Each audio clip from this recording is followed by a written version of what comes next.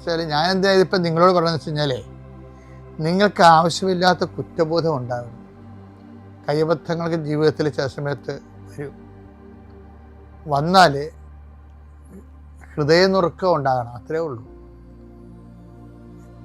ഹൃദയനുറുക്കം എന്ന് പറയുമ്പോഴേ വീണ്ടും വീണ്ടും നിങ്ങൾക്ക് പറ്റിയ അബദ്ധം ആവർത്തിച്ച് ദൈവത്തെ മാറ്റി നിർത്തിക്കൊണ്ട് ഒരു ജീവിതം ക്രമീകരിക്കുകയല്ല,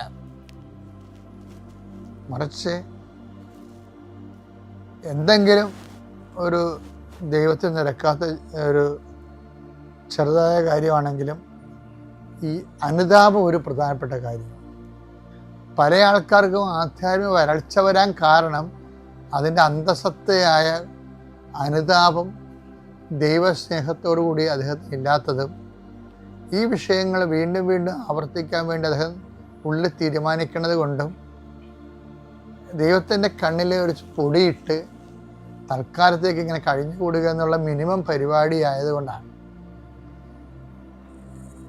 ഉടമ്പടിക്കാരോടാണ് ഞാൻ ഇത്രയും കർക്കശമായിട്ട് സംസാരിക്കുന്നത്. കാര്യം ഉടമ്പടിക്കാർ ഈ വിഷയത്തിൽ അങ്ങനെ ഒരു സെറ്റപ്പ് ആണെങ്കിൽ നിങ്ങൾ സെറ്റപ്പ് ചേഞ്ച് ചെയ്യേണ്ടി വരും.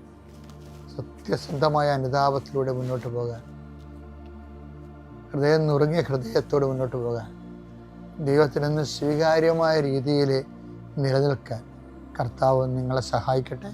പിതാവിൻ്റെയും പുത്രൻ്റെയും പരിശുദ്ധാത്മാവിൻ്റെയും നാമത്തിൽ.